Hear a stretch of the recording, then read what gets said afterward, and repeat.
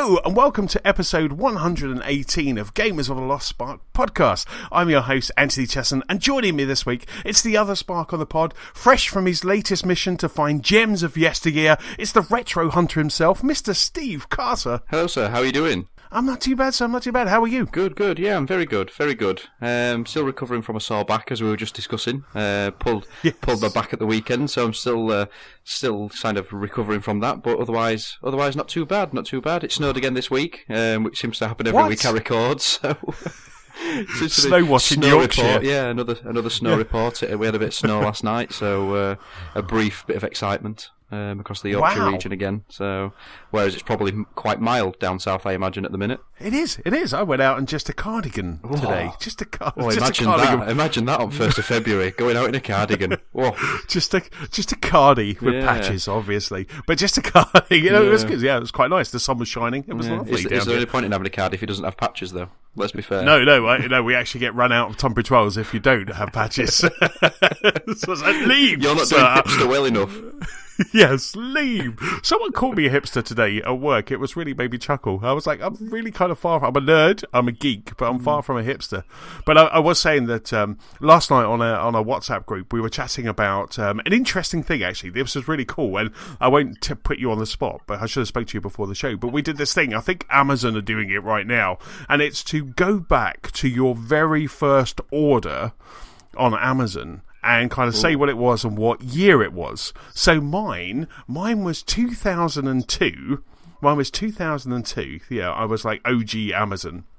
So it was 2002, and it was, I'm just vamping so I can find it, it was a Flash 5 with AutoScript book for, like Adobe Flash.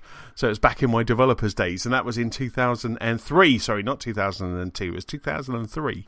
So I was just like, I was very impressed. But one of the guys, his first order on Amazon was an iPod, and it was really cool because I still have 3 generations of iPods. So I have Gen 1, Gen 2 and Gen 3 in my drawer up in my office. So I got them out last night, and I was going through. I got a drawer full of just really cool stuff. There was a Crazy Taxi disc. There was Final Fantasy 8. I thought it was 7. Is this where you found all this stuff from? Yeah, this is why I started posting random pictures to the WhatsApp group. I found this. I was like, where are you getting this from? Look at this. But so I got my kind of Gen 2, my Gen 1, Gen 2 and Gen 3 iPods out. Gen 1 unfortunately needed a different headphone jack, typical Apple. But Gen 2, it's still so. And what I'm thinking about doing is overnight, I'm going to charge it up. So tomorrow when I get on the train, I'm going into London, I'm going to be hipster on the train. I am going to be like, I'm going to put my green trousers, boots on, and I'm just going to listen to music. I'm going to see what music is still on my iPod. Living life back in 2002 or whenever it was. Exactly. I can't wait to just be there with that wheel and kind of click through and just see how many looks I get. It's just. They were built to what was yours? I'm just looking now as it happens. Yes. This was probably for my A-level coursework. In 29th of June 2009, it was the Cold War. It was a book about the Cold War. Let me have a look. Let me just click into it to get the full title. Where is it? View product. Oh no, I can't even find it. The Cold War and the Making of. Then I'm getting ellipsis after that because it's too long for the. That's just so cool. Oh, there we go. The Cold War and the Making of the Modern World. Wow, so that was in 2009. Yep, that was your first order and then on Amazon. The one after that was Cold War Today Taunt, 1945 to 1980. You can see a theme going on here. Yes. And then Forgotten Voices of the Great War. So a lot of journal entries from the First World War. And then, after that, a internal hard drive for the PS3. Oh, right. Awesome. So, yeah. Nice. So, but I just thought that was really cool. It was really cool just to kind of go back and know that they're still kind of recording that. I think after my Adobe Magic or Adobe Flash book, I think after that it was Justice League by Alex Ross. So I was normal service resumed quite thereafter. That's where your passion for Justice League started then. Oh yes. Well, that's not long. What was it? So if I say the words Batman, Manny has got a count of 8 minutes. Superb. So anyway, Steve, how's your week been? Yeah, it's been good. Doing a bit of little gaming. Like I said, not done much because I've not really been able to move. Normally I'd be at the gym a couple of nights a week. Got cricket training through the week as well, but that's had to be kind of knocked on the head. So I've kind of just been laying prone on the back this week. So the Switch has been quite handy. So the Switch has got some use in handheld mode. Been playing that because it's been real. Like if I lay on my back and I put my head forward, it's like put strain on the bottom of my back. So it was like the lower part of my back. So every time it's on full strain, it's not really been comfy. So I've not been much use this week. Managed to go to work just about. So, but yeah, bit of a quiet week. Still, I think we're kind of a bit like Manny, just kind of taking it a bit slow through January, just taking a little bit of a breather, and then waiting for things to kind of gear up and get excited about this year. So get back into gaming this month. Start getting the wheels back in motion, as it were, and take it from there. What about you? How's your week been? Yeah, not too bad. It's funny you should say you're back because my good lady wife, Nicola, she kind of done her back in on Friday. She coughed at work. That was it. She coughed at work and has put her back out. It was so funny. I got home on, it's not funny, obviously she'll kill me for saying that, but I got home on Friday and she was kind of walking around the house like she was a spaceman. She just literally could not move, and she was always just slowly bouncing around the house because she just could not move. So the doctor's given her some awesome drugs, which is kind of really making her kind of quite funny, really, and she's like almost high as a kite, most of the time. So it was just been pretty funny. She was playing, because of the same as you, over the weekend we couldn't go anywhere because she was laid up. So she was playing some Zelda. She was playing the Zelda DLC. The last piece of DLC, the Guardians DLC. She was playing that, and that's absolutely fantastic. So she's basically had to do all of the Guardian quests again, all of the end bosses. Those big. She's had to go to all of the Guardians, do those, but on very little health. So you do all of those, and then she had one more. There was an extra Guardian, and now she's been told to go to the castle. And I was wondering that if she goes to the castle now, which she hasn't done because she's been quite sore the last couple of days. So I just wondered if she goes to the castle now, knowing that this is the final piece of DLC, does it right my only gripe with that game, which is reset the whole world? Is this like the real end point? So she has just unlocked that awesome horse bike thing, which is just amazing. So I just said to her, right, tear up to the castle, and then kind of do that, take on the mighty Ganon, and then just kind of let's see what happens. So hopefully she's going to do that tomorrow and have a look, so I'll report back. But yeah, so we haven't really been able to do much, but I had to say, just before we jump into gaming, I watched it this a couple of nights ago. So it was about 10 o'clock. Nicola had gone to bed. I was in the spare room because of her back. So I thought, I'm going to watch a movie, and I wanted to see it, but it was scaring the hell out of me, really. I was just so scared. So I was just like, I want to watch it, but I'm too chicken. Don't want to watch it alone. Exactly. So I just sat there. So the worst case, so I was in bed with an iPad and headphones. Yeah, I think it helped because it was on the iPad rather than on a big TV screen. So I'm sitting there watching. I thought, I'll watch the first bit because I've read the book. I've seen the Tim Curry original movie, which I love. And I thought, I'll get through the first bit. If I can get through the first bit, I'm good. I'll be good on this. So I just kept watching, got through the first bit. It kind of scared me a little bit. Got through the first bit. I thought, no, I've got this. And then I couldn't stop watching. It got to I think I finished it about 1 o'clock in the morning, which is bad for a work night, but it was about 1 o'clock in the morning because I couldn't stop. The movie, apart from scaring the hell out of me, the movie is absolutely superb. It is a fantastic group of kids. One of the kids is from Stranger Things. It really reminds me of Stand By Me, of the original It, obviously, and also Stranger Things, where you have this bunch of kids and it's all about the bunch of kids. It just happens to have a really, really scary clown in it, and some of the stuff that they do with Pennywise the clown is so clever because it really it's almost like it's the way he moves is very jerky, and and one of the guys I was chatting to at EGX, who went to EGX with, Andy, he said that, he goes, it's really scary. There's some parts that are really make you jump, and he was spot on because there's some bits in it that really do just play with your mind for a bit, So Wee Man, you were right. This scared the crap about it. It really did, So, but the funniest thing was I finished watching it and I was like, so I logged it on Letterboxd because I always do that, log my movie, and then I went to bed. This is about 1:10, and all I did was I just took my headphones off, and after I did that, I just closed my eyes because I just thought if I start the door was open, the blind was up, and I thought if I start looking around, it's going to start freaking me out. So I just closed my eyes and just laid there and went to bed. At one point, I was like, I really need to go to the toilet. I was like, screw that, I'll go in the morning. And so I just closed my eyes. I didn't open them again, and it was just. But it's really good. And like Nicola has a phobia of clowns, but I said to her, when we come Halloween, we really need to watch this movie because it is such a fantastic movie. It's such a great movie. So is it scary in the sense that it's actually got like sort of jump scares, or is it scary in terms of psychological, or both, or both?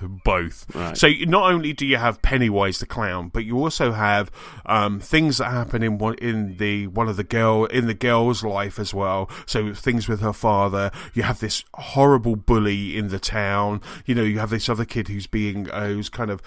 His father's making him, or I think his uncle's making him do stuff with, and it's just all of this. So not only do you have the horror from the clown, you also have all of their fears are being manifested not only in the clown, but kind of you see what's causing all of these fears as well. So all of that just really builds for an uncomfortable but yet awesome movie, and I was so blown away with it, and I'm so happy that I managed to get through it, that I manned up and watched it because it was just, it took a bit of doing, but it was really good. Yeah, see, if I was watching it, it'd be in the middle of the day with the curtains open, even the lights on, and I was like, no, I'm not having any of that because I'm a bit of a wuss when it comes to scary movies, and I've not read the book, and not really read any Stephen King's, to be honest, because I've not really read his before. My dad reads them, and I'm kind of on my hit list of things to read, probably at some point this year, because he's given me a couple of recommendations from Stephen King, to be honest. But yeah, whether or not I'm brave enough to A, watch it, and B, watch it properly, as you'd say, with the lights off and in the middle of the night, I don't know. But we'll see. Maybe off the back of that recommendation, we'll maybe start gentle. Maybe we'll watch it in the daytime, and then maybe watch it in the night time. Watch it in the afternoon as the day kind of creeps on. Yeah. But I think if you can get past the first bit, then you're kind of I'm not saying you get used to it, because, like I say, they do things with Pennywise to make him scary all the way through. But you kind of... There was a couple of times where I was like, oh no, and it really did get me. But then you kind of almost get used to seeing what he looks like and what he sounds like. So you kind of get used to it. So it's almost like you don't get desensitized to it, but you definitely get used to seeing this scary clown. So it helps, And I do think, like I say, if I was sitting downstairs with headphones on, watching on the big TV, I think it would have been a lot scarier. So having it on my iPad just kind of made it I missed out on HDR and 4K, but I kind of kept my sanity and my heart rate. So, if you can stomach it, I highly recommend it. It's just such a great movie. Yeah, I don't think I'd be too bothered about 4K and HDR with that one. I bet the HDR really popped because you got the red and the white of the clown, so it probably makes him look scarier. So it's just like there's one point where the kid has a fear of clowns, and he gets locked in a room that's just full of clowns. And I just thought, at this point, this is when Nicola's going to check out. This is when she's like, no, I'm done. That's me. I'm done, and just leave the room. So yes, so that was it, which I really enjoyed. But so what have you been playing this week? So this week, I actually bought Oxenfree on the Switch, which I believe Manny spoke about last week. A couple of weeks ago. Yes. So that was on sale for $3.99 on the Switch this week. So I was just flicking through the what's on offer section of the e-store just to see if there's anything going. Stumbled across that, so I thought for $3.99, can't really go wrong. Even if I'm not too fond of it afterwards, for $3.99 it's kind of a bit, nothing to lose really. And I'm actually really enjoying it. It's a really nice little game. It's very, very sort of Stranger Thingsy. I think that's the best way to describe it, in terms of it's kind of a bit supernatural. There's a group of sort of kids, a little bit older than Stranger Things, but sort of group of teenagers that are going onto this island that had a military base on it, which has since been abandoned. They've been going to it for years and years and years, and then this year, for whatever reason, they start experiencing some really weird things going on. So, not going into too much spoiler territory, but they kind of start hearing sort of strange radio signals, strange frequencies, ghosts and sort of. Sort of things start appearing in the sky and in the air and what have you. So the military base, I think it was a base then turned into a school, but they were doing a lot of experimentation with like radio frequencies, that sort of thing. You kind of discover what happened there as it goes along. So it's kind of, that it's been abandoned, but there progressively you kind of find out why it was abandoned, what they were doing, what happened. So yeah, your friends get possessed, things happen, you've got to try and get them back to normal, as it were. But the dialogue in it's really, really good. It's really genuine. You can actually believe that the group of friends that you're a part of have really got a good relationship, got a good rapport, and the history's there, even though obviously you only experienced it for the first time, but you can kind of tap into the sort of the rich history of what's gone on. So it's a really, really nice sort of script that goes along with it. Only played it in handheld mode, but it's a nice sort of simple sort of 2.5D is what I'd call it, because it's all happens on one plane, but you can walk into and out of the screen, so you've got a bit of sort of depth as well. But it's more of a sort of a walk 'em up sort of genre, as it were, if that's what the sort of dubbing them as these days, where you kind of just have to walk from place to place, find out, because inevitably your friends go missing, you all get separated, got to go find them, gather them back, and eventually leave the island, but things obviously aren't straightforward and kind of go wrong on your way. So yeah, that's the main thing I've been playing this week, and like I say, it's really, really good. For $3.99, I think it was full price, it was probably about £15, I think, which I think something like that, yeah. Yeah, I think to be fair, even if you paid £15 for it, I think it'd be quite enjoyable, really. So that's been pretty good.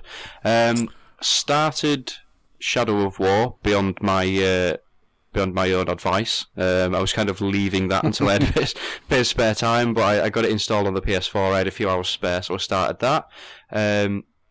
Not really played enough of it to really gauge how it is at the moment. At the minute it looks more of the same, which is not a bad thing, because Shadow of Mordor was a really good game. Really, really enjoyed that. I played it twice on the Xbox. Really liked that. So I'm excited to see what it does. The Nemesis system's bigger and better in this one, so that can only be a good thing. Yet to see how the loot boxes affect it, to see how that unfolds later down the line. But so far, from what I'm playing, is really nice. Some new abilities for Talion, new story, sort of new location, which is nice, because the one big criticism of Shadow of Mordor was that it was a bit samey, a bit bleak, not a lot going on in the landscape. So obviously there was no real buildings or interacting with such, it was just kind of a little bit desolate, whereas this one obviously got the city of Minas, can't remember what it's called now, where the Range of Gondor are and what have you. That's quite nice. So I'm really looking forward. That'll be one of the games that I jump into and spend a lot of time in when I start sort of getting back into the swing of things after a quiet January. And Sims 4, bizarrely. So that came from Boomerang after countless pestering from Anna to say, are you going to buy me yet? Are you going to buy me? Are you going to buy me yet? Because I bought it on the PC, and since we moved back to the parents where the house is built, the PC is in storage, so she's not been able to play it. And I think the PC is kind of a bit out of operation, if I remember rightly. It kind of had a bit of a weird moment before I moved back, so she's been missing that, and obviously it came out recently, and I think on Amazon it were about £25 recently on Amazon. So she's like, yeah, well, it's only £25 on Amazon. I was like, yeah, but we are saving for the house. The house is due to be built any moment right now. So it's Sims or house, priorities. So I've not been playing it, but I just find myself drawn to watch you playing The Sims. I don't know what it is. I'm guessing it's the reason people watch Twitch, and things like that, and just watch people play games. I find it bizarre though. I keep asking her, why are you just making our life in The Sims? You're just making us. Surely they're playing The Sims. You're meant to live a life that you would actually like, or live the life of another person. You've literally just made me and you. Why do you want to do that? We're living our life now. Why do we need a second one? So, yes. But it's another way for her to drop the subtle hints that, oh look, they've got engaged in The Sims. Like, that's nice. Yeah, that's nice.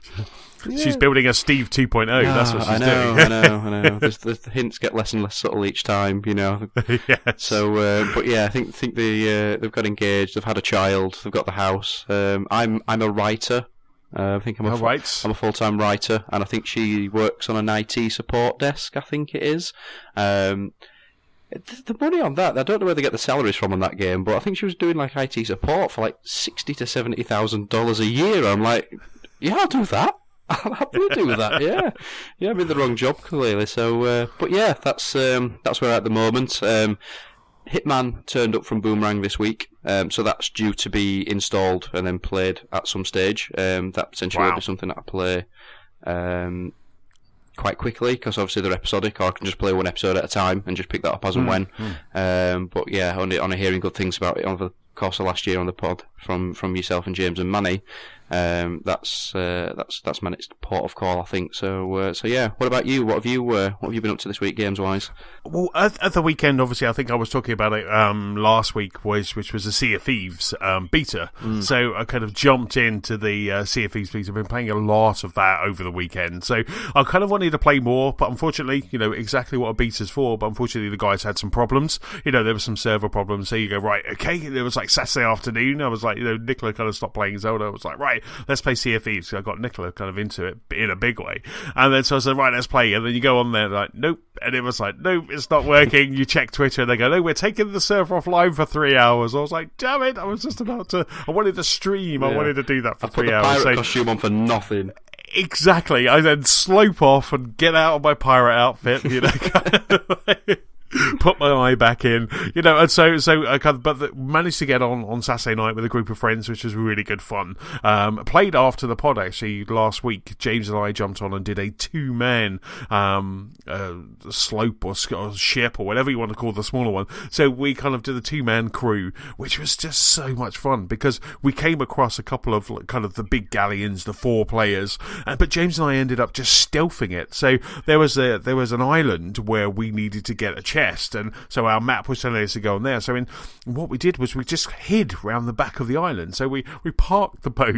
We parked the boat round the back of the island. So these guys couldn't see us at all. So we parked it. We went, got the chest, managed to find it. My sense of direction, as James laughed many times, is terrible in that game. Because I was like, right, so it says 3 paces east. And all I could hear from the other side of this thing was James like, east is over here, and I was just like, damn it. And I was like, okay. It was like, use your compass.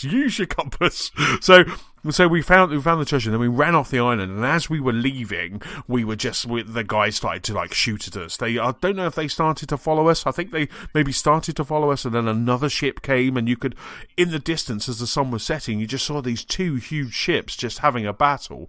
So which was great. So we like stopped and took some screenshots, and we kind of enjoyed that.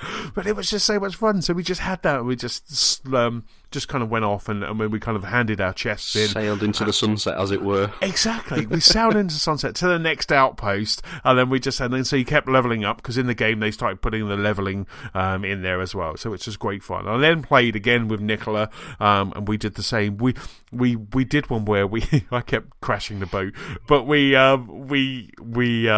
got our chests, and then we got back to an outpost, which is where you hand your missions back in and get more gold, and then you could buy gear.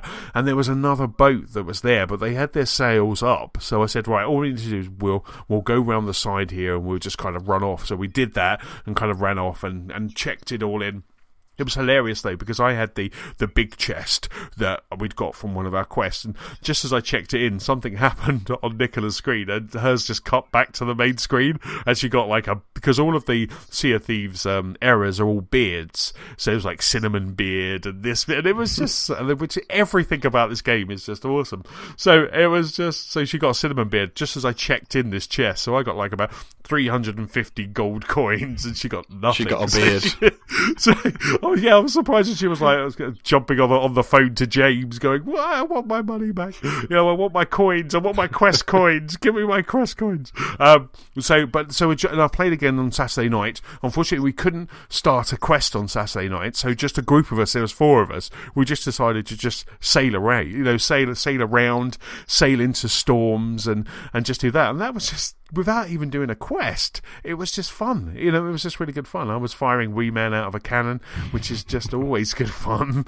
I managed to angle it, and I fired him all the way over an island, and it was just hilarious. It's just so much fun, and it was just so we just had it. I think we had another go on Sunday, and then alas, we said goodbye to it on Monday, when I think it went down on Tuesday, or the beta stopped on Tuesday, but I think we played it one more on Monday, and that was it. So now I'm just like, there's just a big gaping pirate-sized hole in my gaming life now, just waiting for November. God, I'm glad it's not November. March the 20th. I just like March the 20th, just waiting for March the 20th. So I was interested to say when you said we were stealthing around. I was interested to see where that was going, because you can't very much do stealthiness pirate ship, can you, really? It's not the stealthiest of things until you plonk it behind an island, But you can, because we had this like 2-man ship, and then what we did was we blew out all of the lanterns. So each ship has like lanterns all over it. So we turned off all the lanterns. So we were dark, So obviously when the sun came up, it blew our cover, obviously. but damn it! Yeah. Put the sun back down. But while we were kind of at night time, it was easier to just kind of, just get in there without being seen. But till your sense of direction steered the boat into the side of a galleon or something. Like, oh dear. Yeah, when I was playing on Saturday night with like Rob and Andy and Phil and stuff, it was just so much fun. It was we were playing and every now and then we would just crash the boat. Partly was my fault. I said, "Oh, by the way, there's some land in front of us," just as we were on the land. So then we have to then go down, repair the ship, bucket out the water, and even that's just like, it's just quite fun. It's just such a good laugh. It was just, and it looks. I kept saying, over the weekend, it just looks, the water, the sunsets, the boats, everything about it just looks absolutely superb. Yeah, and I think the fact that, obviously tapping into what you guys said last week about the fact that it's going to be on Games Pass when it comes out as well. Yes. You can play that for a month for $7.99. Yeah.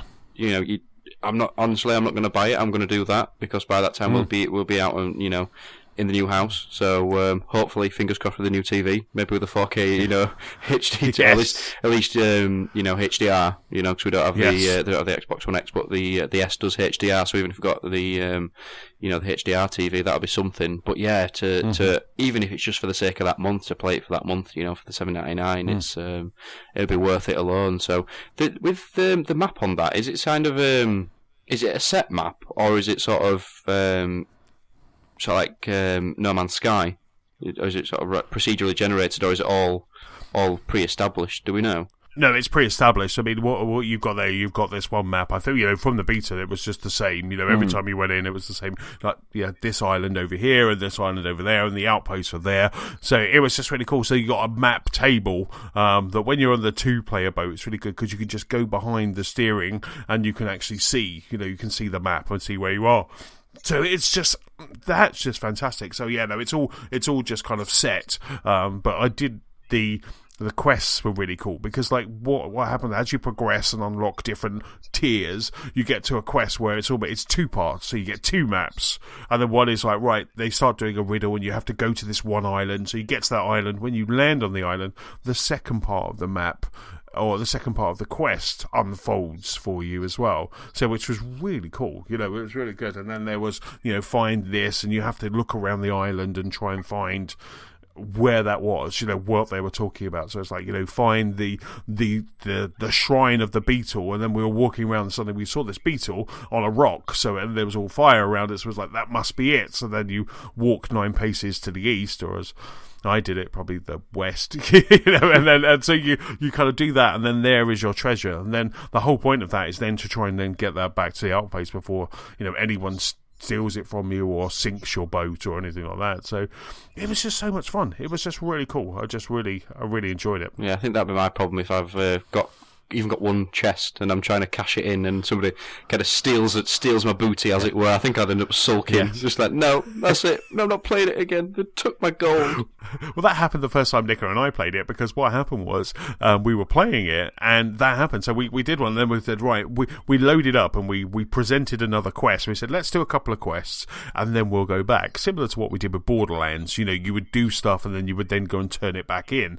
So we're like, we'd do a couple, and then we'll say we had a chest on the boat, and then so while we were off doing another one and finding the other one, someone just came along. We didn't even hear it, but someone came along, and it was just like, when we got there was just a merman, because that's what happens when your boat gets destroyed. There's a merman with like a blue smoke, and you go up to him, and then he takes you back to another ship, but obviously your chests are now at the bottom of the sea, so it was that sort of stuff. So it is. So I was doing a mission, going back to an outpost. I was that kind of scared that it really just kind of, I had a couple of chests, I had to quickly get them back to an outpost and do that. But there was a few things that maybe could have improved, that obviously might come out in the full game, because sometimes when you're on the island, it's hard to tell where your teammates are. So I'm like, I think I found it. Guys. It's here, but there's no way of telling anyone where here is. So it's like, right, okay, describe where you are, and I'll try and find it. So, and I kept losing Nicola. So it was like, she's like, okay, where are you? She goes, I'm at the top. I'm like, how do I get there? So there was that sort of tree. There's 20 of them.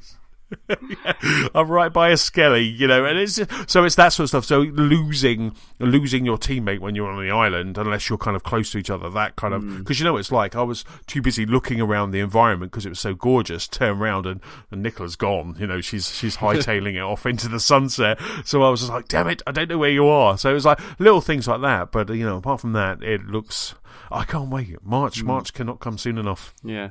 Yeah, no, it's can you not put, this sounds like a cliche, but can you not put an X on the map, so a literal X marks the spot as to where you are? Is that not a thing? Can you not share a sort of a quick access map? I suppose that's no, because where you are, like, you'll have a map, and that map will, some of the quests say, here's a map, and this is X marks the spot, but some of the quests just have a riddle, and you have to work that out. So the only way to see the map of the island is to go back onto your boat. So that's what I mean, it's that sort of stuff. So if you could be able to, maybe at a button press or something, just have a little indicator pop up that, Nicola's over there, so then you could then make your way there. So it was just that sort of stuff. She got frustrated at me every now and then, going, "It's over there, it's over." So there was just that was kind of. But like I say, we're not playing the full game. We're just playing a beta at the moment. So maybe things like that are kind of coming. But apart from that, it was just, oh god, it's such a good game. It's such a good game. And like I say, it was great fun playing with James after the pod last week as well. It was just really good fun. Yeah, it's good because they extended it by a day as well because of the issues they had, didn't they? So that was that was good of them to kind of acknowledge that. So last week you were saying again, the volume of people that played that thing. It's unsurprising really, because I don't think they anticipated it being as popular as it was. No, you can maybe see why, because it does appear on the outside to be potentially a niche game, but the publicity it's got on the trailer that they had last year for it, it's should be good. Yeah, I'm really looking forward to it. So, like I say, I'll probably get it with Games of Gold when it comes out, rather than buying the full thing. But, like you say, jumping on board with six people, taking a galleon on the high seas, in a nice party and doing a group mixer or stream, that'd be quite cool. Absolutely. I over the weekend, I was looking at Twitter, and I just didn't see anyone be negative about this game. This game really does just bring joy. When you're playing it, Nicola, I said to her, just have a go, see what you think. And even today, she was like, oh, I miss Sea of Thieves. I was like, I wish we were playing Sea of Thieves. I was like, yeah, I know, because I had an afternoon off, Nicola's off sick, and it was just like, oh, I wish we played we could play Sea of Thieves. So she's obviously thinking about it, and I said, oh, do you want to play some Destiny? And she was like, nah, I'd rather play Sea of Thieves. I was like, well, we can't, we've got to wait until March. But it was just, so it's really cool that it's got the hooks into her, but it's also just looking on Twitter and looking around that kind of that bubble, there was just so many people, everyone is just gushing with goodness about this game. There just isn't any kind of negativity. I'm not seeing any negativity. And there was, all throughout the weekend, there were so many streamers, on Twitch, on Mixer. All you saw was just people streaming Sea of Thieves. Yeah, and it's hard to come by that these days, isn't it? People just being positive about something. Like people are all too quick to be negative about things. So yeah, it's nice to see, and the community coming together in terms of that as well. So it's and the fact that it should bring the community together in terms of you can play this on your own, but it's better if you don't. I'll tell you what would be really cool is if you could have, because you have 4 people on a galleon, so you have like 4 people on a galleon. It'd be really cool if you could have 8 people in a party and then jump into 2 separate boats but together. Because I think you could have some real fun with that. I think maybe if you could get mixed in or have a private server or something like that. So you could have 2, because you could either go and do quests together and just take out anyone who comes across your path, or you could then, I would say, take one up on your friends as well. Yeah. So you could go, yeah, here you go. They've got the chest. How many chests have you got? Well, we've got about 6, and then just take them out, and just like, so it's that sort of stuff. And the last thing was, it was really cool. One of the guys in our crew, he wasn't conforming to the ship rules. He wasn't towing the line. So we all voted and put him in the brig. You didn't make him walk the plank then. It just something. So you go to the menu and you all vote to put him in the brig to cool down, and then suddenly he was just transported into this little prison, in a little jail on your boat. So he was just in the brig. It was awesome, and he learnt a lesson. Life lesson learnt the hard way. And he knows who he is. He's listening to this, and he knows what he did. So it's just, but that was really cool. And then you all vote. You can, I don't know if there's a time, and then you come out, or you can then, once they've calmed down, you can then vote to kind of bring them out as well. So it's just really cool. I suppose that's good in a way, because if you end up like on a boat and a random person kind of joins in, yes, and the purpose of trying to sabotage what you're doing, then you can have that option to put them behind bars, as it were. Yes, if you're trying to be stealthy and then suddenly someone just starts ringing the bell all the time, you can just go, right, let's put this guy in the brig, and you can do that. So, or force shoot him out of a cannon. Exactly, that's probably a better way to do it. I think I was saying last week on the pod, I tricked Nicola. I was like, just go up to the cannon and press Y. So she did, and then I fired her out the cannon, and it was just so much fun. It just is. That is just one of my favorite things to do. No. So I've been playing. So I played Sea of Thieves a lot over the weekend. I was looking after Nicola with her back, but I also jumped into Monster Hunter World. So I started playing Monster Hunter. Never played a Monster Hunter before. This is my first entry into Monster Hunter, and I started playing Monster Hunter World, and it's good. It's really good. So I spent way too long customizing my character, trying to find clothes for him as well, because he was a little bit scantily clad for a while. But so I found clothes, and then you have your little sidekick as well. It can be a cat, and so I kind of dressed them up and gave him a name, and then I just started doing the tutorials. So I was going around. You got this like hub world, and there's all these different characters you got to meet, and there's one that gives you missions, one that gives you gear, and so you just kind of go to all these. So I was just getting used to it. But oh my god, it's just it. I think it could be really cool. So I got through all the tutorial, and it got to the point where it's like, right, okay, now do you want to go online? Because then it kind of almost opens up to a bit of a Destiny, where you can then go and do quests. You can do quests with randos, or you can do quests with your friends. And you just get together and off you go, So I got to that point. I went and did a quest on my own, did that quest, brought it back, logged it in, and it was really cool. So I'm hoping to be jumping in a bit more kind of over this weekend. I'm going to have a bit more time this weekend to jump into it. But at the moment, like I say, kind of an hour and a half in, and I'm, well, maybe a bit longer actually, maybe about 2.5 hours. But I'm really enjoying what I'm playing at the moment with the Monster Hunter. Have you ever played one, Steve? No, I haven't in all honesty. Is it an exclusive Monster Hunter? Or is it out on both Sony and No, PS4 and Xbox One. Xbox, right? Okay. No, yeah. No, I've never played one. It's one of them games that I've seen before, and it's like kind of a different sort of spin or take on the Final Fantasy series, isn't it? In a way.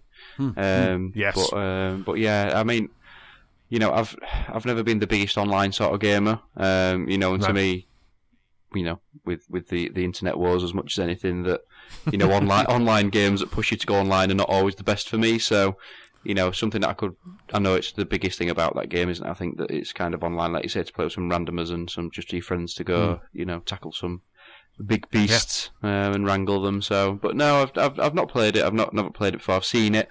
Might rent it. Might give it a whirl. See what it's like. See what it's got to offer. I mean, does it play similar to anything else, or is it kind of just its own sort of thing? Well, I mean, the combat is very much kind of hack and slash, dodge and parry. So you can't say it plays like Destiny, but it just, I think, it just plays. It's very kind of similar. Where obviously you collect quests, you go out and do quests, you then take on monsters. You kill enemies on the way. You harvest them for gear and for leveling up and all of that. So it's very much like that. It's a bit like a Final Fantasy Online. It's it kind of feels very much like that. But it just feels interesting. Like I say, I think if you had a group of guys jumping in, I think it would be absolutely superb. I think this is a game which is, again, it's a bit like The Division, a bit like that. If you had a group of 4 people, I think you could really kind of have a ton of fun with this. But it's so yeah. I mean, like I say, I'm really enjoying it. I'm still giving it more and more time, but I'm not sending it back to Boomerang yet. I want to have a good weekend of kind of jumping in and kind of seeing what's what. It's really interesting because I fired it up on the Xbox One X. It popped up right at the start. It said, do you want to prioritise frame rate, graphics, or resolution? So, which is really cool. And you can still toggle between them in the game. You just have to restart the game. So I went for... What did I go for? I think I went for graphics to start off with. And I might have gone for resolution after, when I transferred over onto the other TV. But it's just, the frame rate seems fine. So I was just trying to prioritise the other one. I was like, right, okay, let's have a look at resolution, see what that looks like, and you can try and switch between them, and you can see this very green, grassy menu, and you can kind of see what the differences are. But yeah, so I'm locked in at graphics, I think, at the moment. So it's quite cool. So can you not prioritise all 3 of them or 2 of them? Is it kind of one of the above? No, it's like, what do you want to do? Yeah, what do you want to do? Resolution, graphics, or frame rate? So it's like 60 frames per second, but then you're not going to be at 4K, or do you want 4K with 30 frames? That sort of kind of juggle. Yeah, so not quite there with it then, are they? No. But it looks gorgeous. Yeah, I mean, it'll look good either way, won't it? If you go for the 4K option and it's with a HDR, I imagine, regardless of frame rate. I mean, to me, I'd probably struggle to pick up frame rate all the times, to be fair. I'd probably the fluidity rather than... so... Yeah, I think I'd opt for the resolution and the graphic, the quality of the graphics more than anything. Nice. Oh, just one question, just before we move on to the news. When you're playing Oxenfree on the Switch, what's the text like? What's the text size like? What's in the handheld mode? Is it easy to read? Yeah. I mean, it depends on how good your vision is, really. But I can see the subtitles fine. I wear contact lenses. I don't really struggle. It's clear. It's nice. It's not too small, but then it's not fuzzy. It's not jaggedy either. So it is quite good or easy to read if you have the subtitles. If you're the person who plays with subtitles on, which I am. And the speech bubbles, that's one thing I've got to say, is you get to choose the dialogue throughout the game as well. So when the speech bubbles are pop above your head, you get a choice of 3 options sometimes. So you either press what are the buttons on the Switch? Y, B, and X. Is that right? I think I don't know which way around they are, because they're different, aren't they, to the Xbox? They're wrong. So, yeah, they're wrong. They're wrong, whatever they are. No, because B's where A should be, isn't it? So B's at the bottom. And A's where B should be. So it's either A, Y, or X. You got those 3 options, and that's fine. You get the different coloured speech bubbles. That's fine to read. So yeah, I've not had any problems with that. Wow. So do you always turn subtitles on? Do you always turn them on when you start a game? Yeah, I don't know what it is. I always play with subtitles on. I don't know why. Yeah, me too. It's just something that I do. It's so I don't miss any of the nuances in the text, and so you don't miss any of that. So that's why I do it. I always just, the first thing I do is just stick subtitles on. Yeah, well, I'm not like you used to be, shall we say, in terms of that I'd play with the sound off or with the podcast on. So I always have the volume on. How can I do that? Yeah, so it's not a case of that I'll read it rather than listening to it. I like to say, I think it's just in case you miss anything that you might have misheard, or anything in the background as well, because your subtitles usually pick up background dialogue as well. So if there's any sort of, if you're playing a game and there's any NPCs chatting in the background, I'd do it just as not to miss any dialogue from them as well. Yes. Yeah, absolutely. No, that's the same as me. Yeah, that's quite interesting. Awesome. Right, let's jump into the news section. But before we jump into the news section, don't forget you can rate, review, and subscribe to this very podcast for free on iTunes and YouTube. So, in this week's news section, we have some new announcements from Nintendo, backlash from the Xbox Games Pass, and also we have the PS Plus games for February. The first piece of news, Steve, is with you. Yes, and as I say, kind of a trio of Nintendo news this week. The next game that Nintendo are planning on bringing to smartphones is Mario Kart. So they're bringing out Mario Kart Tour, and it should be out before the end of March 2019, so that fiscal year. They're landing before the end of that fiscal year there. So it's going to, there's no word yet on whether it'll be free to play or paid for. So it's kind of very, very bare bones sort of information at the moment in terms of whether it'll be free, what it will be in terms of sort of how expansive it will be. But it's Nintendo, it's Mario Kart. It's if it's paid for, it's gonna sell, or even if it's free and it's got microtransactions in it, dare we say, contains in-app purchases as it is on the smartphones. Either way, it's gonna sell, isn't it? Even if you have to buy coins or buy characters or whatever it may be, it's gonna be pretty big. And it's probably gonna be I wouldn't have thought it's gonna be a small game, because if you think of what Mario Kart offers, it's not a massive sort of game, is it really, in terms of, like Zelda or Mario Odyssey, it's kind of just smaller tracks and smaller snippets, really. So I'd imagine it'd be quite expansive in terms of the amount of tracks and characters it gives you. So I'd be interested to see how it works as well, whether it's going to be the classic sort of motion controls on the smartphone, so you have to tilt the phone to steer, that sort of thing. I hope it's not, because I don't really get that on phones. I'm not really one of the fans of the driving games where you have to tilt to steer sort of thing. But but yeah, it'll be good to see. It'll be good to see whether it's free or not. I'd quite like it to be a bit of a management sim. That you have a team, like a Mario Kart team or something, and that you have to kind of build a team, build the car, do stuff like that. I'd quite like that, because you get the same as you. I can't think of what it would be like steering Mario Kart, or actually trying to be like really good with Mario Kart on an iPhone. Can you imagine? I just don't see that kind of your fingers are all over it. You won't be able to see anything. So I kind of like the idea of a bit of a management sim rather than anything else. Yeah. Can you imagine if you'd played Mario Kart 8 on the Switch or the Wii U, and you had like a stealing Forza's title, a driver tar? If it gave you that, and you could have you would go out and it races for you, like you say, a bit of a management thing, and you have to gather other racers as well and kind of compete, send them to competitions, and like you say, build your car, improve your car, change your car. That'd be quite cool. I think it'd be quite cool, and it'd even be better if they even tied it into a Switch game, so you could do proper racing over there, like you say. That'd be really cool. So you do all the management. Exactly. Oh, yes. Oh, wow. Imagine if they do a track builder on the phone, so you can build a track on the phone and then you can then port it and play it on the Switch. Things are happening. Oh, well, you were close to that Labo thing, so maybe you have got your finger on the Nintendo Pulse now. So you were very close to Labo. I'm a Nintendo mole, that's what I am. Exactly. You are Shinobi64 or whatever that guy's name is on Twitter. We're breaking you out. Steve is Shinobi. The latest expose. Yes. So that's really cool. So that's coming next year, like I say, in the next fiscal year. Yeah, which could be anywhere up to March, end of March next year. So could be sooner, could be later. We'll see. I'm sure they'll try and iron the creases out before they release it, like Nintendo like to do. Excellent stuff. What else have Nintendo got for us? So the next one is about the paid services for the Switch, which is due to arrive in September. So that's going to be the service that's going to cost around the £20 or just slightly less price to access. Right. So it's already delayed the launch of these, with good reason, as it wasn't ready. As we know from the sort of the little sort of interaction we've got with the online services for the Switch through the mobile phone app, which I think the less said about that, the better.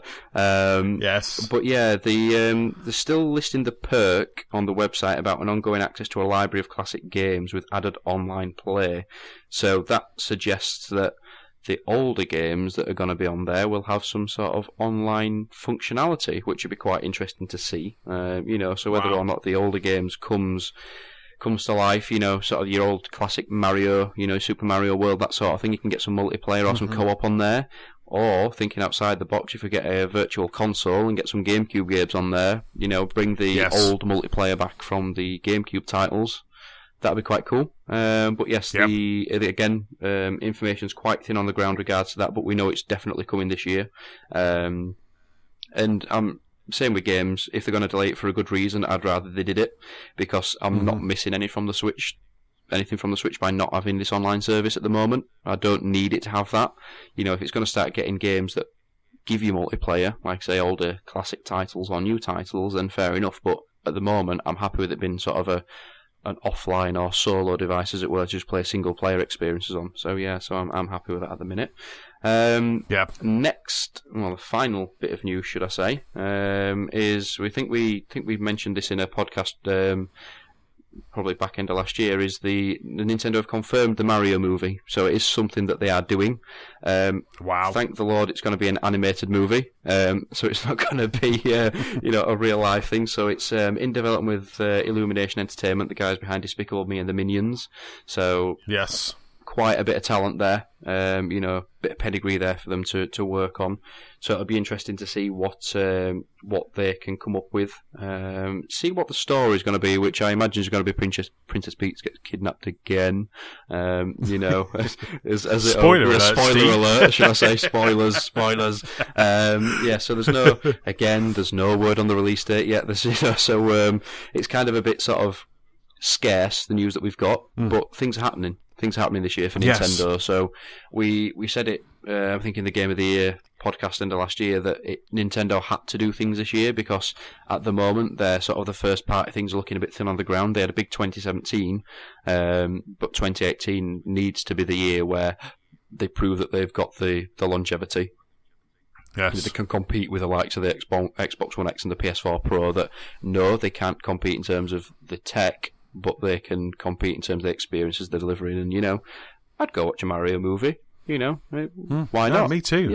I'd go to the cinema to watch that. And surely they're going to have a movie tie-in game as well. They've been missing a massive trick if they not do that. If they don't do that, they're missing something out there. So that'd be quite interesting. So a nice little update from Nintendo.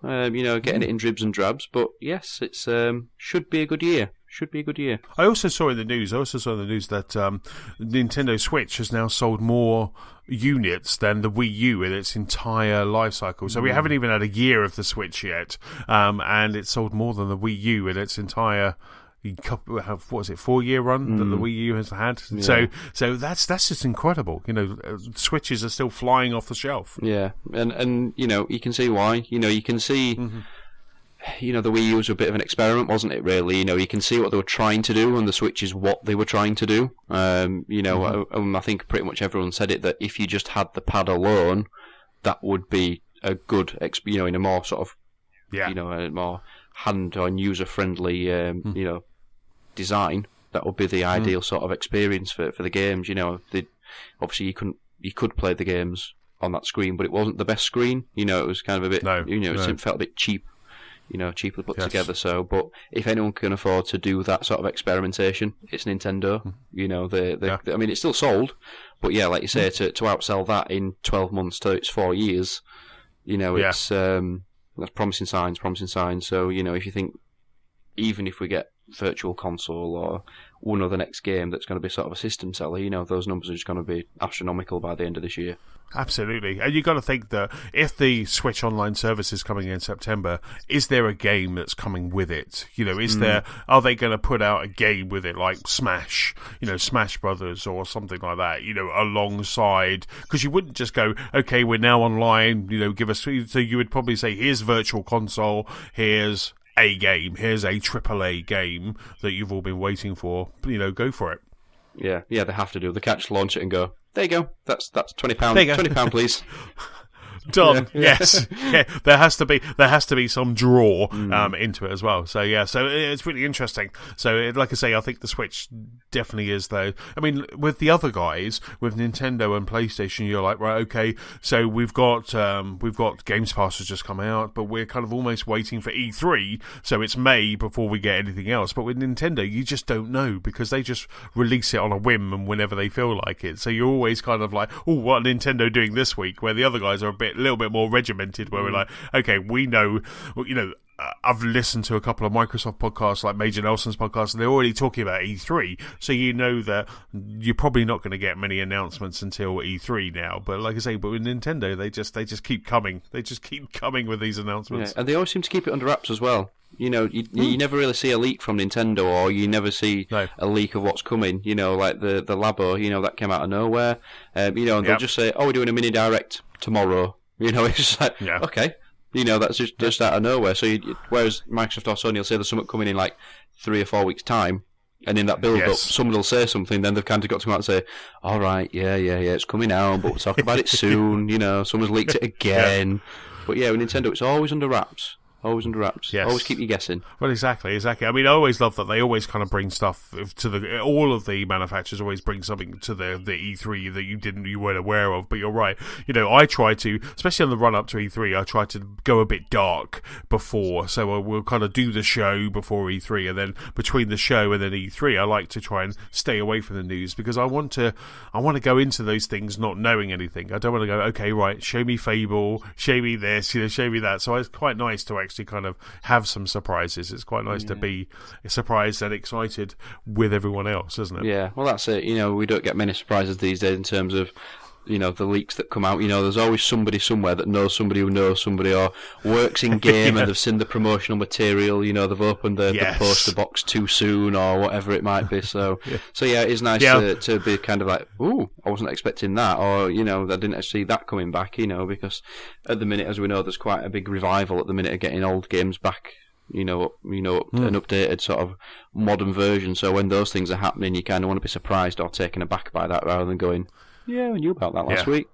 Yeah, exactly. I mean, it's, even just this past weekend, we had Spider-Man was potentially leaked by a retailer, European retailer, for September. Yeah, I saw that.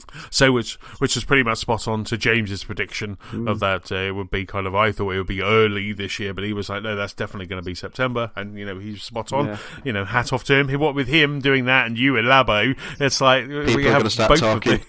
Exactly. So yeah, so no, it was really cool. So it's a really good piece of news from Nintendo. The next piece of news is with me, and that's about the Destiny 2 roadmap. So Bungie have released, I think Bungie are now kind of not on the back foot, but they definitely want to be more transparent with their fans. So what they've done is they have they've kind of reached out to the community and they have said, right, here you go, here is our short-term roadmap for Destiny 2. This is kind of what you're going to get to wrap up Season 2, and which was the new DLC and extra content, and also here's Season 3 as well. So we have no idea, we have no news on the DLC that's going to be coming in May, but what they have done is they have listed, I think, 4 patches, basically, 4 updates to the game, starting, one is already deployed, the next one is in February, and then one is in March, and so they are basically just kind of showing, they've got lots of improvements. I'll stick a link to this post, this community post from Bungie into the show notes, but one of the things that they have fixed that is coming in February is the repetition of exotic items, because at the moment you'll do something in Destiny, you'll get your exotic engram, you'll go back to the tower, you'll cash it in, and it's something you already have, so you just instantly just break it down or just do something else. So what they're doing there is they're just basically going to just cut down that kind of frustration with Destiny at the moment. But the good thing about this is that it looks like we are going to get more DLC. and that's going to be coming in May. And I think it was going to be later on in the year, but maybe they're pushing it forward.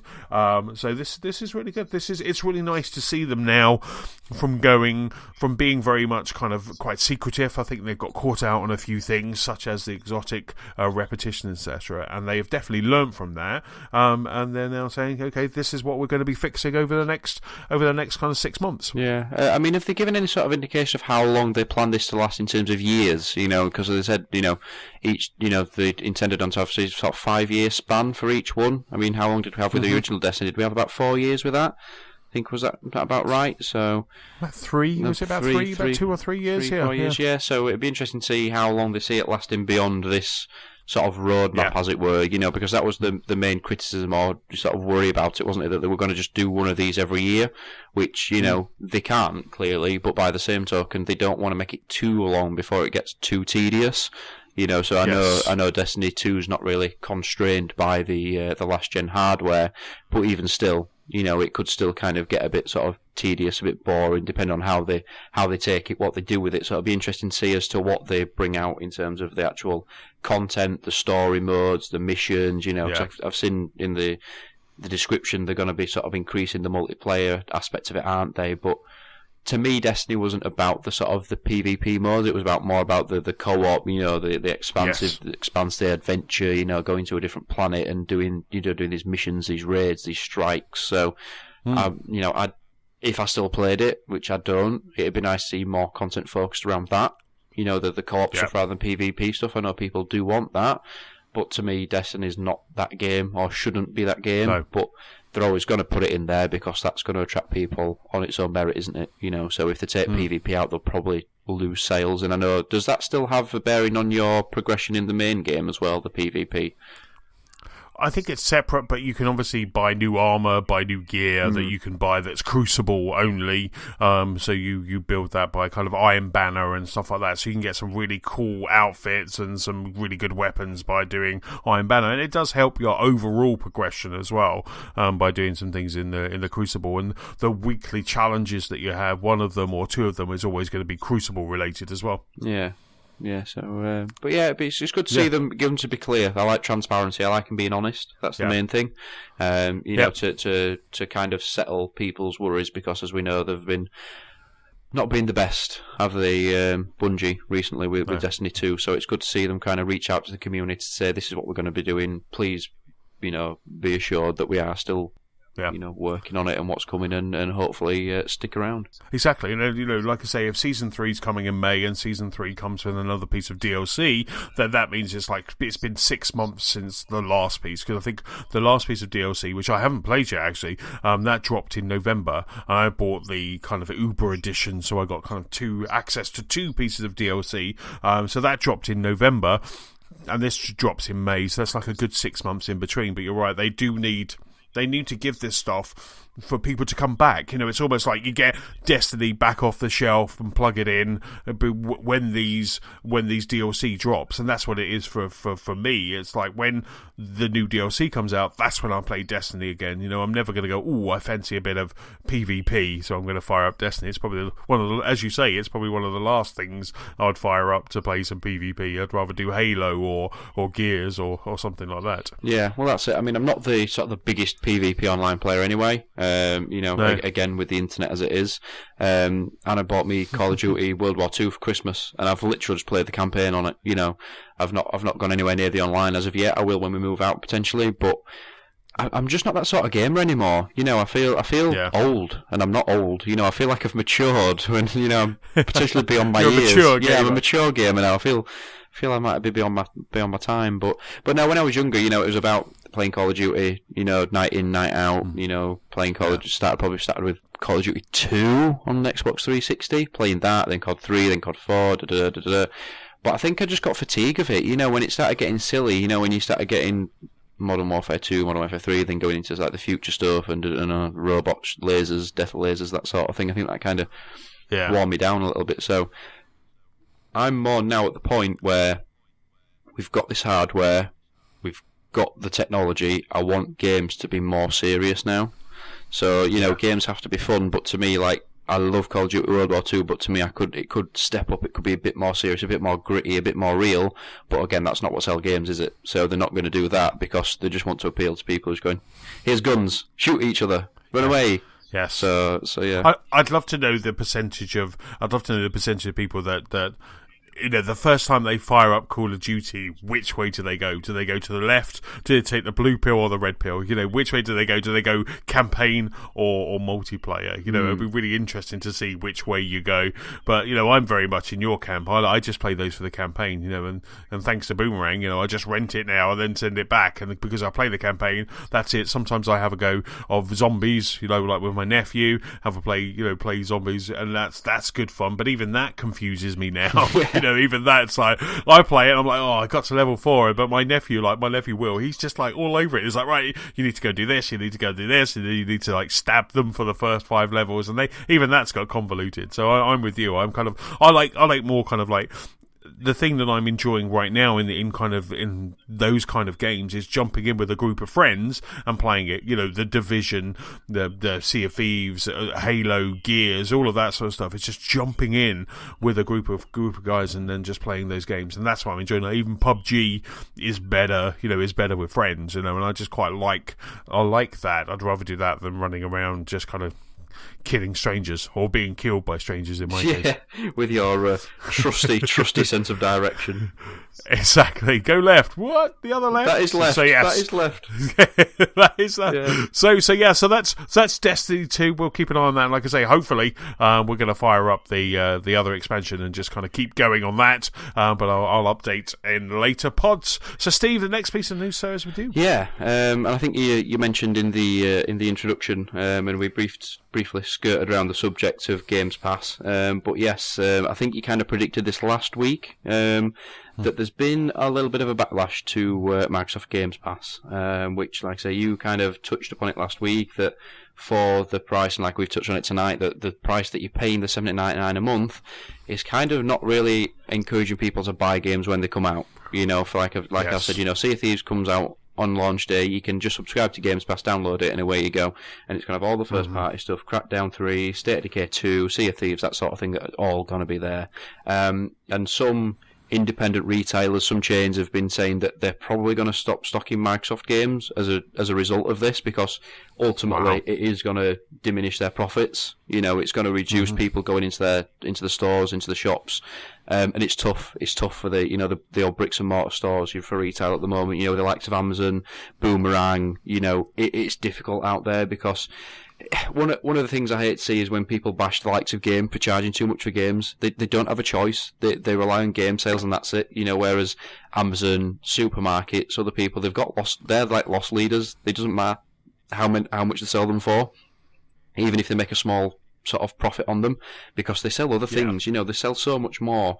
And even consoles, even like retailers don't get much money on consoles. The profit margins are tiny. So it's no wonder that games are $49.99 and even sometimes $54.99 when you walk into Game or Granger Games, anywhere like that. So it's not surprising, but it'd be a shame to see a massive divide in between the sort of the publishers and the developers and the big companies like Microsoft and Sony and the retailers, because it could all too quickly turn out that Amazon are going to stop selling Microsoft games as well, or Argos are going to stop selling, Xbox games as well. It's not just the independents, because everyone will be affected by it. If Sony turn around and say, as part of PS Plus, all their first-party games are going to be, on offer at some point, it's the same again, Yes. So yeah, it's not surprising. It's sad to see. Whether or not Microsoft will change their mind or not, I don't know. I highly doubt it, because it'd be a massive, massive U-turn. We have seen some big U-turns in the industry before, but to kind of say, these are going to be for $7.99, and then go, no, they're not, and then just retract it because, some people, whether rightly or not so rightly, have thrown the teddies out of the pram. I don't know. But yeah, it'll be an interesting sequence of events to see where it goes, who it'll be affected. Who will be affected by it, should I say, and who will be the ones to instigate it. Because I think it's kind of more European retailers, if looking at the article, if I read correctly. So Austrian retailer Gameware that's kind of prompted it. So whether or not other sort of big big retailers in this country or Australia or America for that matter, like GameStop, they kind of look to put a sort of an end to their stocking of it as well. But yeah, it'll be interesting to see what happens in the next couple of months and how Microsoft respond to that. Yeah, you could definitely see, that there would be backlash from that, because especially if there's going to be, secondhand games as well, those kind of little independent stores on the high street. And you're absolutely right. For the price of 2 games a year, I could for the price of 2 games, I could get Game Pass for a year. And I think from a consumer standpoint, this is amazing and awesome, and it's a really bold move by Microsoft. But I'm sure when they did their predictions, they probably said, this is going to annoy some people.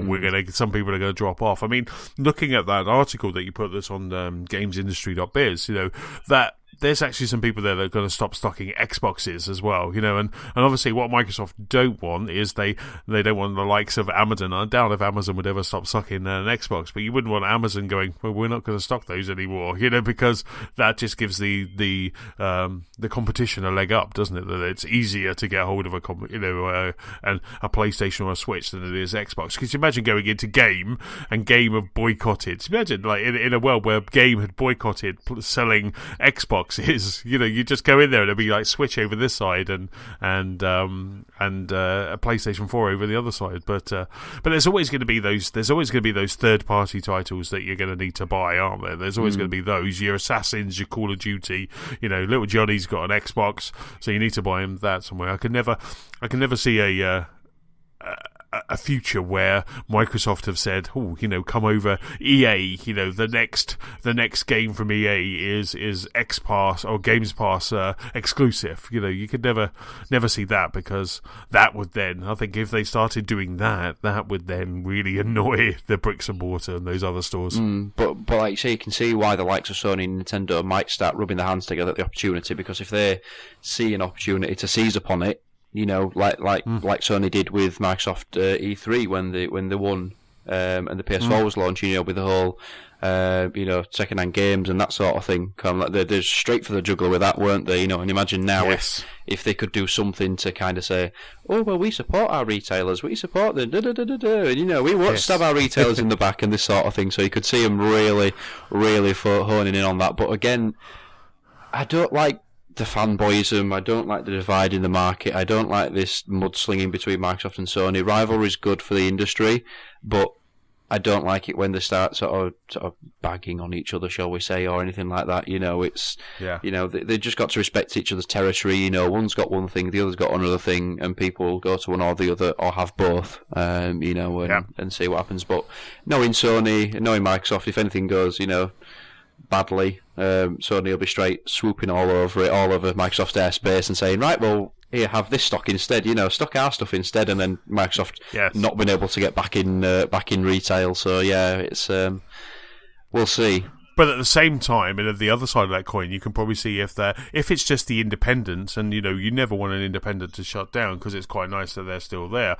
But if it's just a few independents that end up boycotting, Sony are obviously watching this. I don't know if it caught Sony by surprise. It caught everyone else by surprise. So I don't see why it didn't. But you can just tell that Sony are probably just watching to see how this goes, because they go, okay, so we'll make some Austrian games retailer unhappy, we'll make some independents in the UK unhappy, but everyone else seems to be okay with it, and so they'll do their own version, because that could be the way that they're going. They'll get a better profit if they just do it this way, because as we were saying last week, there has to Phil Spencer and the Microsoft team are smart people, and they must have been able to calculate how much they're going to get from this compared to how much they're getting at the moment from games. And it's just like, you can probably see that we've released Gears of War, and 50% of the Xbox fan base has bought it, but then when it went on to Games Pass, we saw an increase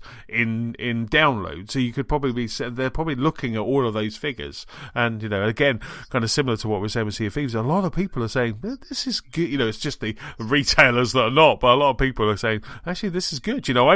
I'm thinking about when Sea of Thieves comes out, I'll buy it, of course. But sorry, James, I will buy it, James. I will buy it. But I'm gonna buy Games Pass at the same time. I'm gonna buy Games Pass at that point, because that makes sense. It just makes sense to then start playing. I started looking at it at the weekend at Games Pass to see what games are in there. And again, I think I've said on the pod before, there's a game called Flame in the Flood that I want to play, and that's like $15.99, but it's in Games Pass, so I might as well just buy Games Pass for 2 months and get a whole other bevy of games.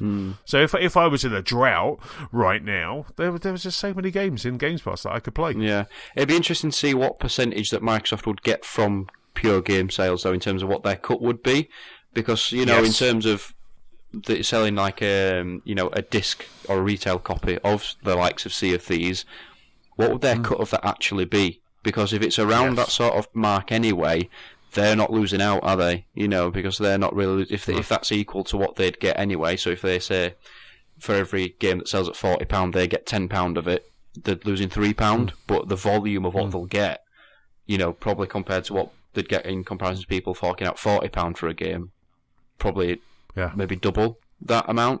Yeah. So they probably won't lose any money from it. If not, they'd probably benefit. So, but yeah, it's not. And also, don't forget, there's also the second-hand games. The pre-owned games. Microsoft get nothing from that. When games sell a pre-owned game, that's pure game profit. Yeah, so I suppose that way they're getting some money back. They're sort of claiming a stake back in that market, aren't they? Because the price of second-hand games that are backwards compatible for the Xbox, as soon as they come out, they go up in price. So some of them, it's crazy how expensive old games are. If you look at them on backwards compatibility. So if you, like you say, I think it says in the article, people aren't going to pay £14-15 for a pre-owned game when they can just get a copy without even leaving the house for £8 for the month. Yeah. Albeit, why wait until Crackdown 3 has dropped to $19.99 when you can just buy Games Pass for a couple of months? Yeah, exactly. And like you said last, you get it day and date. Yeah, exactly. You said last week it cost you probably over the course of a year, 100, just over 100, or about £100, if that, or just short of. So that's 2 games or 2.5 games at full retail price. So it's a no-brainer, really. I think we were all shocked when it came out at $17.99 for the month. You could easily say for that maybe 15, 16, maybe even £20 a month. For the amount of games that you get, I think that could be justified up to that amount quite easily. So absolutely, it's like it works out to about £95 a year, which is like 1 and a bit games, isn't it? It's like it's 2 games. It's 2 games. It's like at £45. That's like 2 games and then some. And it's just it's very interesting. I can't wait to see where they. I mean, hopefully at E3 maybe they'll talk about some numbers, and then they'll actually say, like, since we launched Game Pass with this, Sea of Thieves got this many downloads. It'll be quite nice to kind of see that, and and I think any more people that will be drawn into that. Just as you were saying, it's like, do you know what? I've got it on Games Pass. I'll just jump in. I bought Games Pass to play Gears and Halo. Sea of Thieves is out this week. I'll just jump in and have a look. Next thing you know, you're hooked. You can't stop playing it, and that's it. Then then they bring out some DLC. You buy that. It's that kind of path, and that's what I'm saying. There's been some smart people looking over those numbers, and I'll be interested. I think I said it last week as well. I'll be interested to see what Sony's next move is. I don't think Nintendo don't care. They just do. They beat to their own drum. So I'll be interested to see what Sony's going to do next, because Ni no Kuni 2 comes out in a couple of months' time, and I'd love to finish Ni no Kuni, but at no point am I going to go to the streaming service. But if they had something similar to Game Pass, I'd join it just to get Ni no Kuni. Yeah. Because I haven't got any other way. I gave my PlayStation 3 away. I have no way of playing Ni no Kuni apart from on that Gaikai streaming service, and it's never been good. When I tried to play Batman on it, it was I kept losing resolution. It stuttered a little bit, and and I've got decent, cover your ears, Steve. I've got 65 meg broadband, so I'm just like, that's the future. A streaming service that's the should be good, right there. Yeah, a streaming service should be good. I can get 4K HDR movies down, but when I try and do something on Sony's service, it stutters and splutters. So, if they came out with something similar, I would be all over that as well. Yeah, I'm surprised, picking up on Ni no Kuni, I'm surprised they haven't brought a remake out of that in sort of build-up for number 2. I'm very surprised because that looked brilliant on PS3. You know, the art style for that was fantastic. I didn't finish it either. That's something I'm guilty of doing as well, as not finishing that. But yeah, I'm really surprised they haven't brought a HD version of that out or a remaster of that out. Yeah, no, me too. I was really hoping when they announced that last E3, I was like, oh yeah, they're going to say, but now you can buy Ni no Kuni HD remastered, file save as, now available. And I'd have played that because I was enjoying it. I think Gears came out or something like that, and I got distracted. And then, as I have said on the pod before, I gave away my PS3, and it had my Ni no Kuni disc was in that PS3. I've got the box. I've got an empty box that I cry over every now and then, but it's just there. So yeah. So unless I go to CEX and get it there, but then I'd have to get a PS3 as well, and it's just too much of a hassle. Yeah. It's that old sort of. Can you call PS3 and Xbox 360 retro gaming? Is it that point yet? Not yet. No, they're still bringing games out for it. Yeah. They're still bringing games out, so you can't call it retro until they stop making the games for it. So. Yeah, I think they're about £50 pre-owned now. I think for a 360 or a PS3, so not too bad, but still a significant chunk. Just a faff, I think, for the sake of one game. Yeah, and I'll just get rid of it after that anyway. So, speaking of PlayStation, segue. It's not a segue if you mention it. What are you, James Thomas? Right, speaking of PlayStation, we have the PlayStation PS Plus games for February. Interesting batch of games this month. We've got Knack. So starting. So when are we starting? So starting in the start of February. It's the 1st of February today, so I think it's next week. We have Knack. So Knack is finally coming to PS Plus. It's coming to PS Plus now that there's a Knack 2, but it's coming. Don't look a blocky, strange monster in the mouth. Knack is coming. So that's that game that everybody loves to hate. And I played Knack 2, and I played it for about an hour, and then I put it away. But Knack is coming to PS Plus, so that's going to be available. I'm guessing it looks fun. It looks like a fun game. I didn't enjoy Knack 2, but Knack is coming. So Knack is coming to PS4. Also, this month on PS Plus, we've also got Rime, which I did like. I played Rime on Xbox One.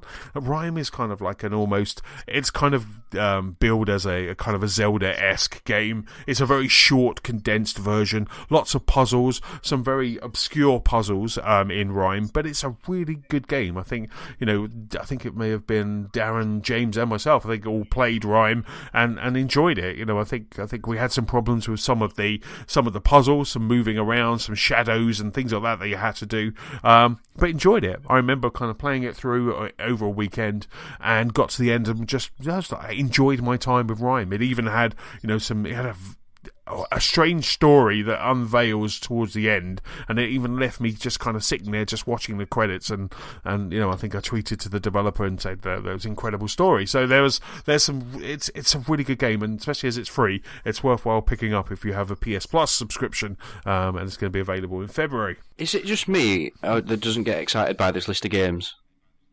Am I being overly cynical here? Well, I mean, I would say do you have a PS Plus at the moment? And I haven't for a long time. And I've never been, one or the other of my consoles. I've always found it to be one or the other. When the consoles first came out, for that matter, it was all about PS4. I bought them both. Uh-huh. I sold my Xbox. I bought another one further down the line. I sold that one, and then I got another one further down the line. So if anything, I was more leaning towards Sony. But for a long time, I've not had a PS Plus subscription going because I just don't get excited by the games they bring out. Knack came out when the PS4 came out, and it was not that great when it came out, so I don't think it's going to be that great now.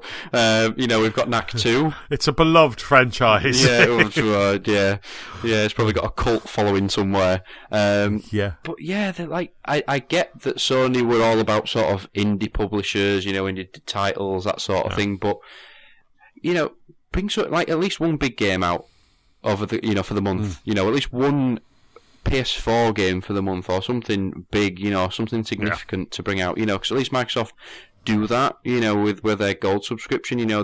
Some of the titles that you think, what the hell have they brought this out for this month? But as part of that, there will be one good game. Like last month, the remake I think there's Tomb Raider on there from the 360 days. That was there. I've downloaded that to give it a whirl. I got that. There's been a few good sort of titles as part of that.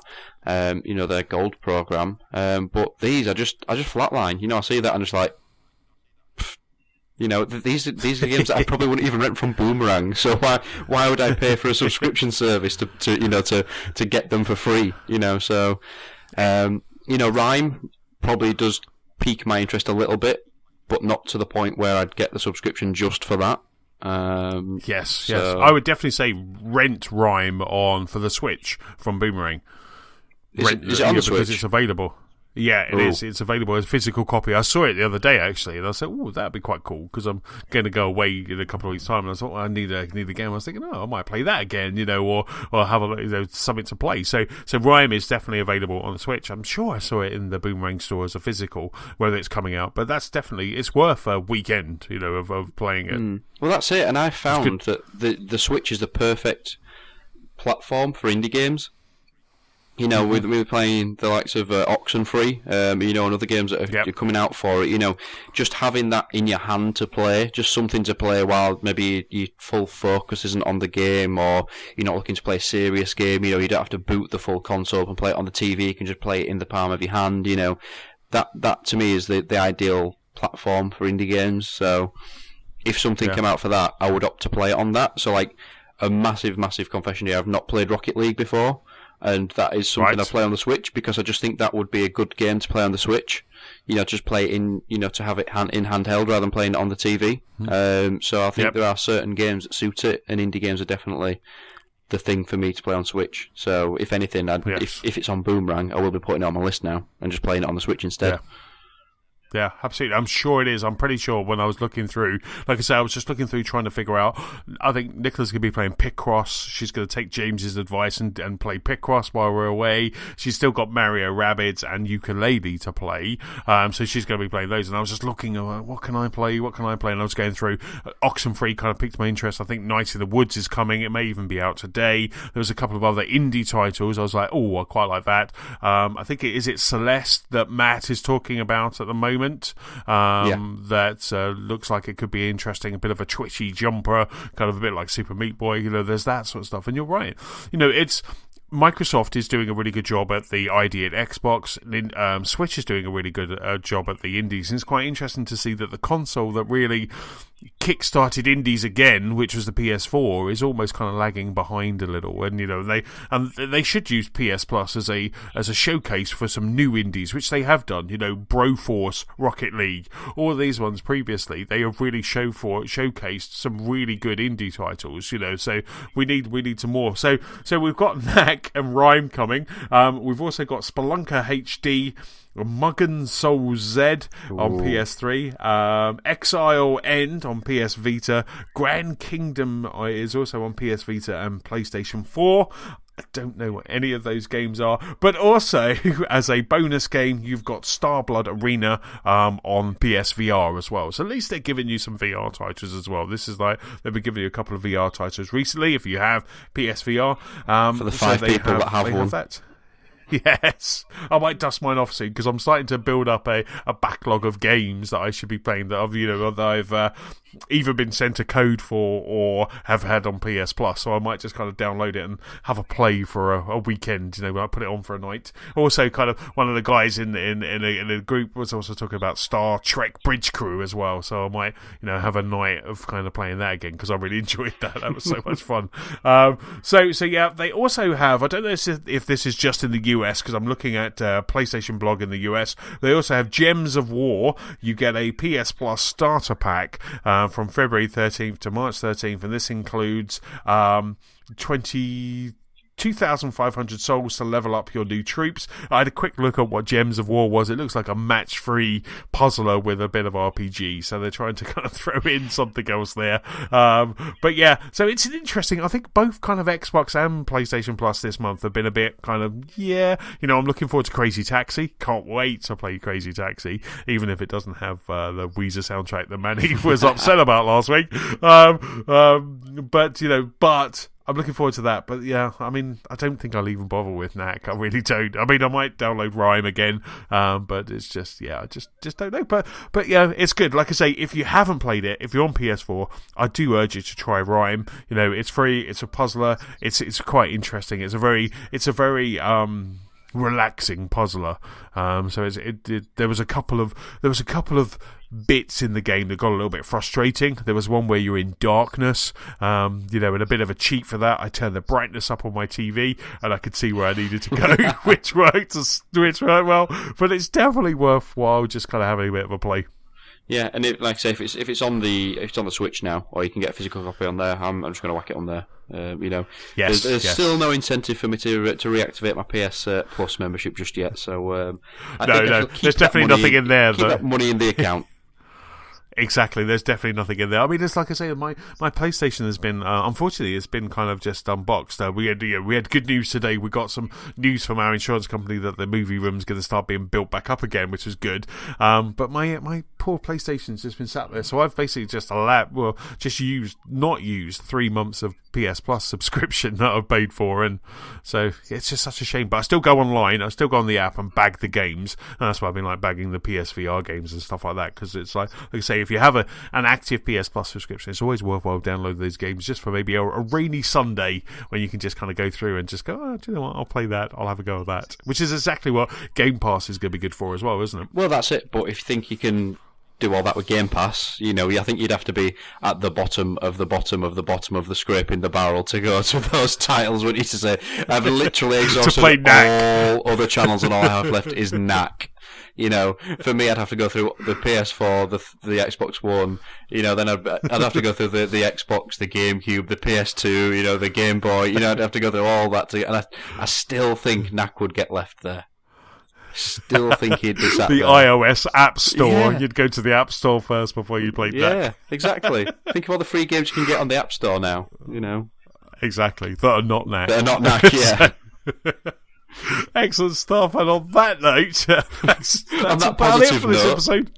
Yes, on Steve's positive vibe and his Knack-loving vibe. That's about it for this episode. Big thank you for listening, Steve. Thank you very much for pulling up on mic. Thank you for having me again. Awesome. Don't forget you can keep up with us at gamersoflostspark.com. You can also find us on Facebook. On Twitter, we're at LostSparkPod. You can find us on YouTube and also the Gamers of Lost Spark PS4 community and Xbox One Club. Steve, where can people catch up with you? So I am Steve Carter 91 on the Xbox. I am Cartero on the PS4.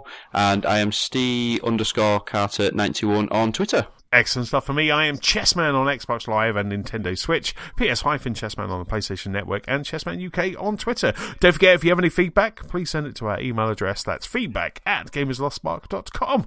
Thank you very much. We'll talk to you maybe next week, maybe in 2 weeks. Say bye, Steve. Bye, Steve.